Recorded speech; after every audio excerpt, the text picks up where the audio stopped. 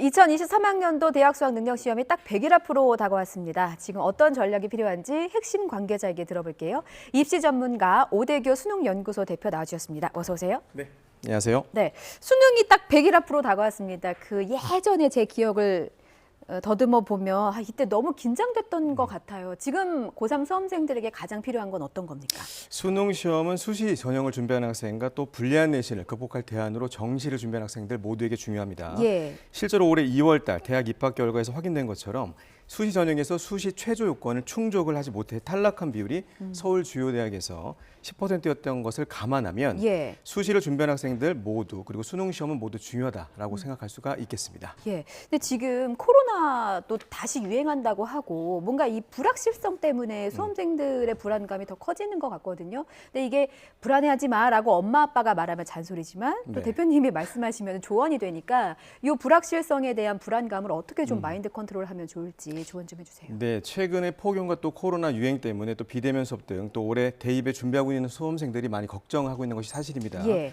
그렇기 때문에 11월 17일 수능 시험 전에 8월 31일 그리고 10월 12일로 예정되어 있는 모의평가 일정에 맞춰서 준비하는 과정이 심리적 불안을 줄일 수 있는 대안이 될 수 있겠다라고 생각합니다. 오답 노트를 잘 활용하라 이런 꿀팁도 있던데 유효합니까? 그럼요. 6월 달과 9월 달 모의평가가 실제로 수능에 연계 출제가 되기 때문에 과거에 출제됐던 문제를 기준으로 예. 오답 노트를 작성하는 부분들은 수능 시험에서도 당연히 중요한 부분이 될 수 있겠습니다. 그렇군요. 근데 올해 수능의 특징을 보니까 지난해에 이어서 두 번째로 문과와 이과 그 통합 체제로 이제 치러지게 되거든요. 그래서 지난해 수능을 보면 인문 계열 학생이 좀 불리했다라는 분석이 있었습니다. 올해도 그럴까요?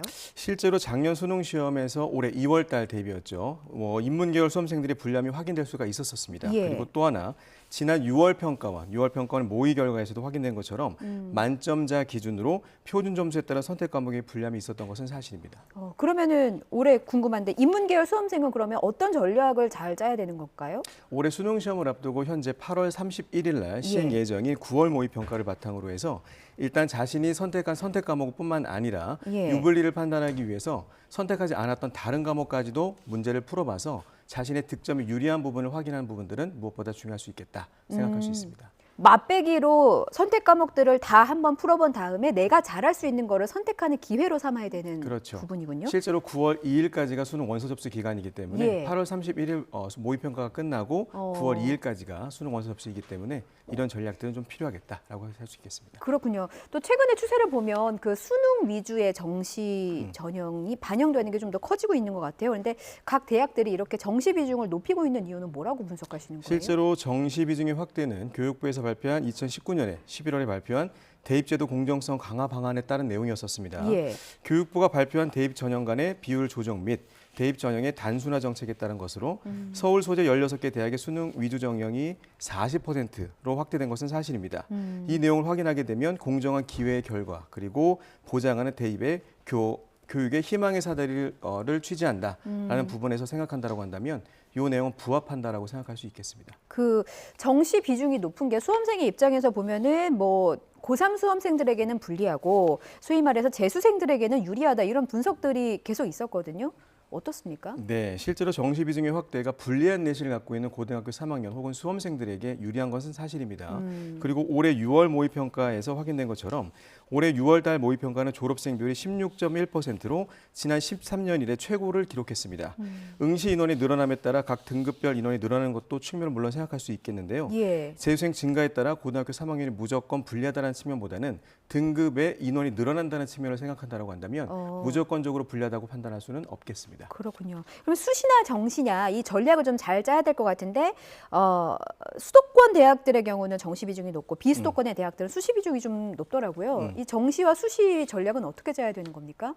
실제로 불리한 내신을 갖고 있는 학생들에게 대안이 될 수 있는 부분들은 정시가 될 수 있겠습니다. 예. 이런 측면에서는 일단 8월 31일 9월 모의평가 점수를 바탕으로 해서 수시 원서 접수 기간은 9월 13일부터 시작하니까 예. 자신이 수시 최저 요건 충족 여부들을 고려해서 오히려 충족한다라고 한다면 수시에서도 상향 지원이 가능하다라는 부분을 생각할 수가 있겠고 9월 모의평가를 바탕으로 해서 성적이 잘 나온다라고 한다면 예. 정시에 더 집중할 수 있는 전략을 생각할 수가 있겠습니다. 그렇군요. 일단 정시를 좀 살펴보면 수능 시험 볼 때 그 왜 변별력 얘기를 하잖아요. 네.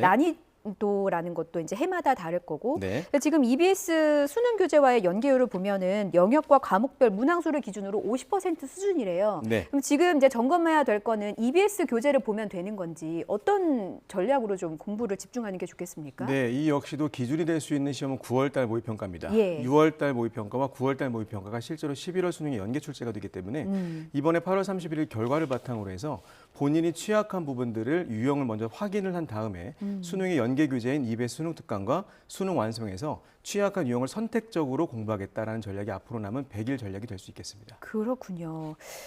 이 와중에 정부 정책을 좀 짧게 짚어보면 고교 체제 개편에 나서고 있습니다. 특히 이제 외고의 폐지 논란을 언급하면서 좀 반발이 거센 상황인데 이슈 전문가로서 이 부분은 어떻게 보고 계세요? 기준이 될 수 있었던 자료는 지난 5월에 대통령직 인수위원회에서 발표한 교육부 자료를 통해서 확인할 수가 있겠습니다. 예. 이 자료를 보게 되면 학교 내 교육 과정 다양화와 더불어서 다양한 학교 유형을 마련하고 고교 체제 개편을 검토하겠다라는 부분이 있었었는데 최근에 논란이 됐던 외고 폐지 논란은 학생들의 다양한 선택권을 제한할 수 있다는 측면에서는 좀 우려를 생각할 수 있는 부분이 아닐까라고 생각합니다. 입시 전문가로서 이제 우려를 표하시는 부분입니다. 자, 정말 이제 수능은 사실상 1년에 딱 한 번이기 때문에 사실 수능이 인생의 전부는 아니지만 고3 수험생들에게는 아마도 지금 상황에서는 가장 중요한 어떤 일전일대의 일인 것 같아요. 그래서 어떤 마인드 컨트롤을 지금부터 하면 좋을지, 뭐 예를 들어서 떨릴 때는 어떻게 하면 좋다. 이제 실전 많이 경험하셨으니까 네. 조언을 마지막으로 해주신다면요. 학생들이 꼭 기억해야 될 부분들은 성적은 누적의 총합으로 이루어진다는 부분인 겁니다. 그러니까 오히려 지금까지 받아보지 못했던 가장 높은 점수는 오히려 공부의 누적량이 가장 많은 수능 시험이 될 수 있다는 확신으로 앞으로 남은 기간 동안의 100일을 본인이 취약한 부분에 변화 가능한 부분들을 더 집중한다고 한다면 앞으로 남은 기간에도 충분히 성적을 올릴 수 있겠다라는 생각을 갖고 있습니다. 열심히 공부한 내 자신을 믿어라. 그럼요. 예, 알겠습니다. 여기까지 듣겠습니다. 입시 전문가 오대규 수능연구소 대표와 말씀 나눴습니다. 잘 들었습니다. 고맙습니다.